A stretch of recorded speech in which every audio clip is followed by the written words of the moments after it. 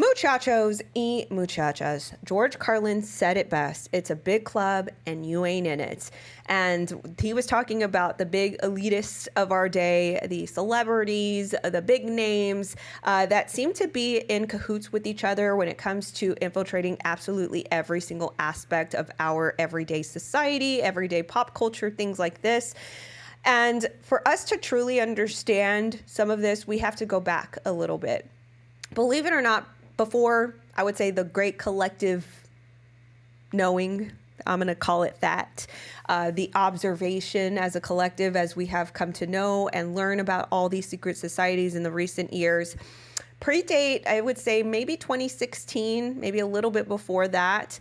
There were actual articles that were written and published by media companies that would actually talk about this. And nowadays you won't find that, right? You won't find these articles saying, you know, oh, these secret societies and this celebrity's part of it and all that, because more times than not, you're going to see these media companies cover for them and even call people like us conspiratorial thinking, and that, you know, we're just forum board readers and stuff like this, right? When really some of this stuff was admitted. There was an article written back in 2013 on this socialite named Peaches Geldof.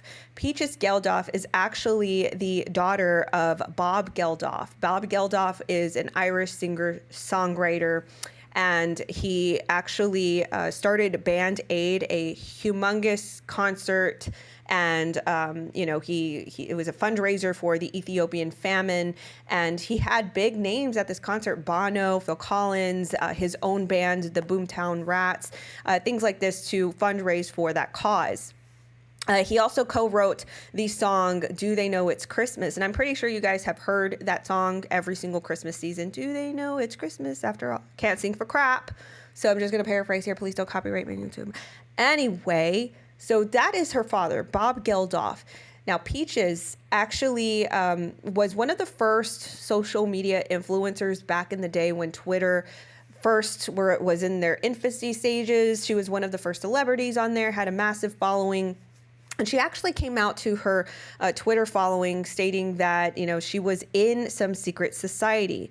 And the Daily Mail actually wrote an article on this, surprisingly, with the title saying, "Forget Scientology, celebs are now falling for an even more sinister religion, introducing the satanic sex cult that are snaring stars such as Peaches Geldof."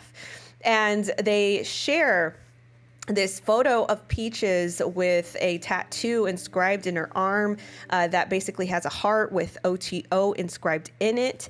And the OTO stands for the Ordo Templi Orientis, which is a secret society. I'm going to let you guys go look that up on your own, because there's only so much and so much boundary that I have here, okay? So you guys can go look that up.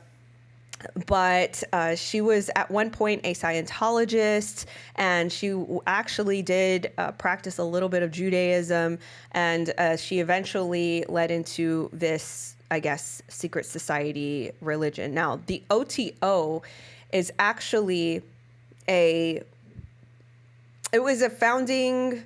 what should I say? It was a secret society, basically. The founding prophet is actually Aleister Crowley. You guys have probably heard that name before.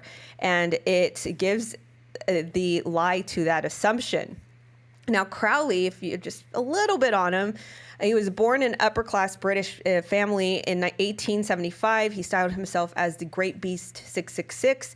He was an unabashed occultist who, prior to his death in 1947, reveled in his infamy as the wickedest man in the world.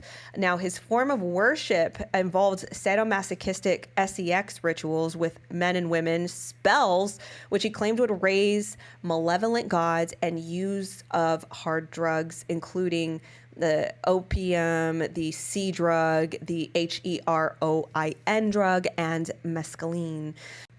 I'd like to give a quick shout out to the sponsor of this video, a wonderful serum by the name of Ageless Glow. I've been using this for about a year now, but I found a new regimen that I really like, and that is putting it on right before my makeup.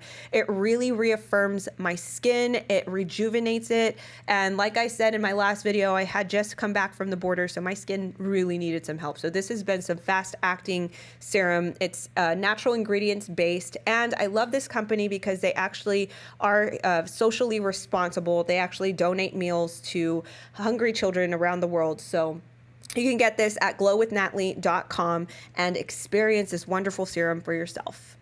Crowley's motto, perpetuated by OTO, was "Do what thy wilt." And yes, you guys have probably seen this on Jay-Z before, but we will save that for another video because Jay-Z did have a clothing line by the name of Rockaware, and he did use a lot of these quotes from Aleister Crowley. But anyway, he actually had a lasting fascination among artists. Now, the OTO lodges are scattered around the country, allegedly in the UK, and they're practicing the same ceremonial rituals and spreading the word of Crowley. And the membership to this little society is secret. But Peaches said that she had been initiated in it, and she actually came out about this on Twitter back in the day, and raising the prospect that many other impressionable fans would try to do the same thing. So one of her Twitter followers actually asked how she could find out more about the lemma, which is the word of Crowley's teachings, and Peaches directed her to read his books, which she described as super interesting. Now, I did find this old tweet of Peaches Geldof in which she shares a picture of a bookshelf full of Aleister Crowley teachings. Now, I can't clarify or verify whether or not this was her actual bookshelf or if this is just something, I don't know, that she found. I don't know, the internet was pretty young back then. But here you can see in this photo that there are several books, some that even look to be like books of witchcraft, things like this. So, of course, a lot of people took a lot of fascination to this because it was a taboo subject back in the day. Now, not so much because everybody knows about these secret societies and are doing their research. So, with this, they actually are pretty open that they are an SCX cult and all this stuff. I wanted to talk a little bit about some of the eerie things that happened within her life right before this happened to her. Now, she shared a very eerie photo of her and her baby, and it seemed to be that she loved her children very much, and I'll kind of get into that in the next little pivot that I'm going to make. But she took a photo of a selfie with her and her baby, and she alleges in a tweet that, you know, the hand in this selfie was not of her own or of her baby's. So in a spiritual perspective, for me, I do believe that this could have opened up other dark spiritual realms and things that might have happened in her home. But yeah, that actually happened, and she expressed that she was kind of creeped out about it. But something very confusing happened as well. And I'm telling you, she was one of the first social media influencers because she was tweeting up storms the way you see it today.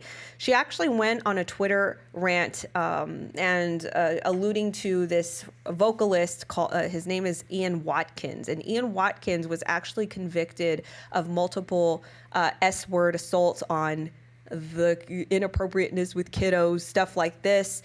And she actually went on a Twitter rant based on him. I'm just going to go verbatim off of her tweets, where it reads, "Just how far the cult of celebrity and super fandom has come when grown women are passing their own kids around.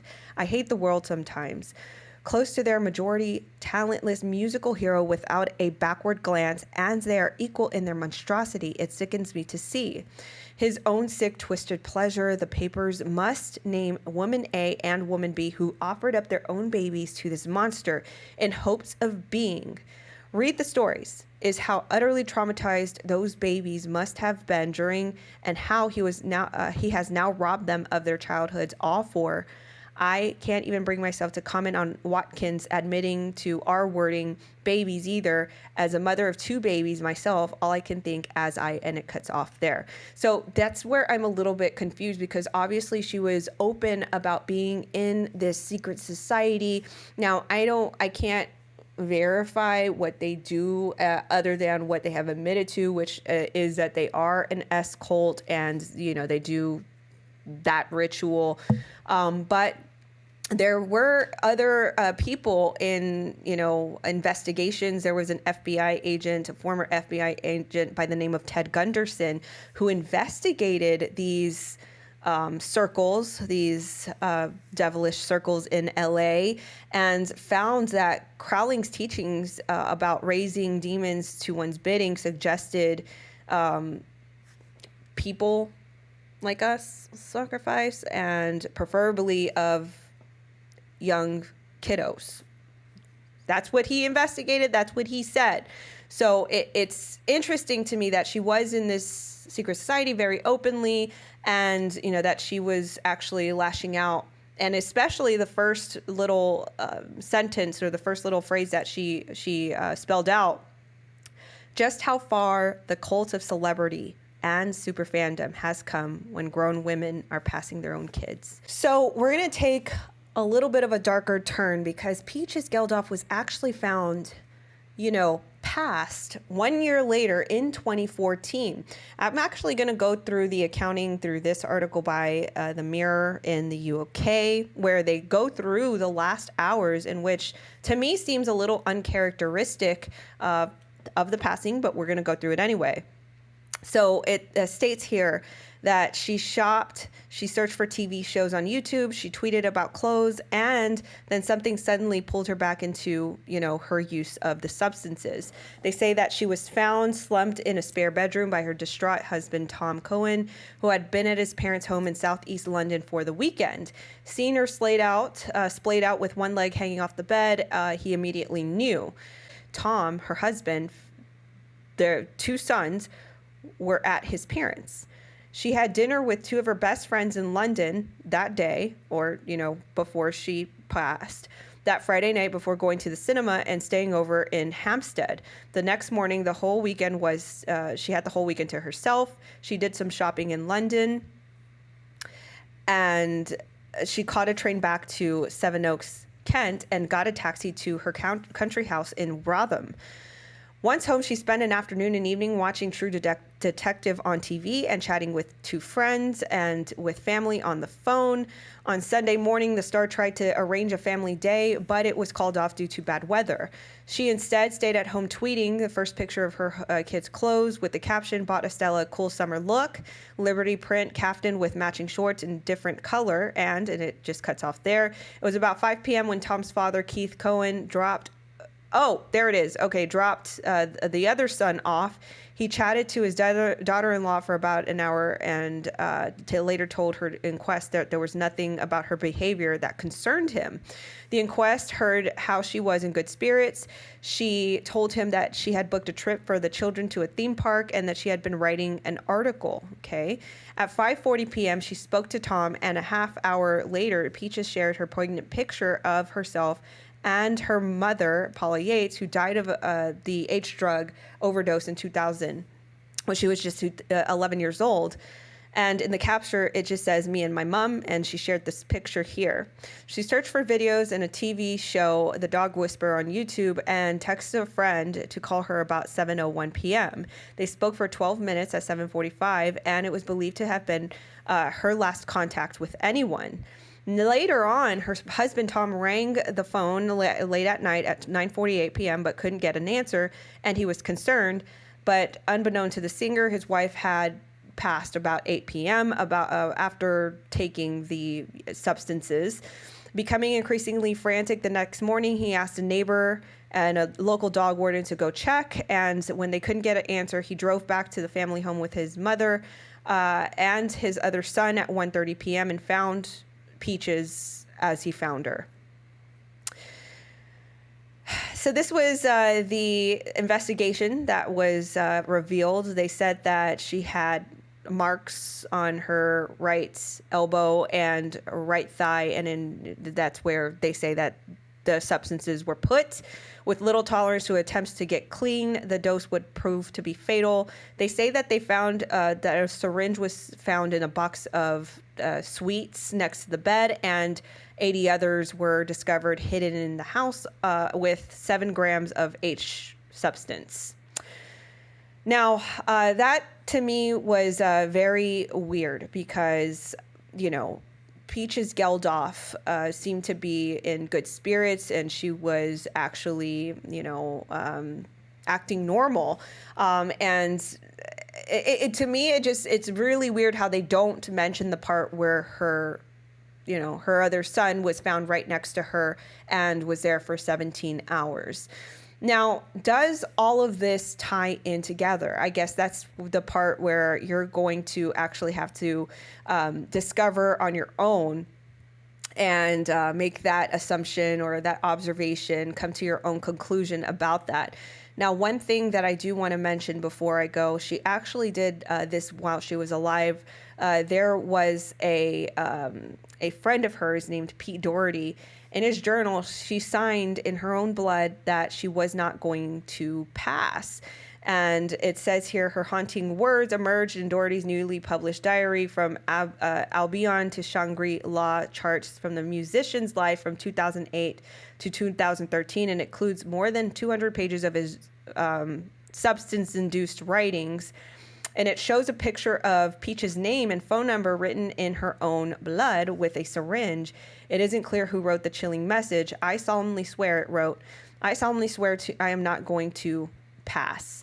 Was the message written under her name, a promise which the editor of the book claims that it was Pete trying to stop Peaches from, you know, overdoing the H substance. So again, just some very strange behavior, or strange, I guess, things that people wouldn't do. So anyway, guys, I thought I'd bring that to you. I found that very interesting. And for us to understand all of this, sometimes we do have to go back a little bit to understand what was published out there. So guys, let me know what you think about this story about Peaches and about her actually outing the secret society she was in. Do you find it relative to her being slumped over and found the way she was? And is this why you think that the media stopped reporting on stuff like this? There are other things out there that I'm discovering, so hold tight. Again, be sure to like, share, subscribe, and hit the bell to keep the notifications on. Let me know your thoughts in the comments below. I will catch you guys in the next video.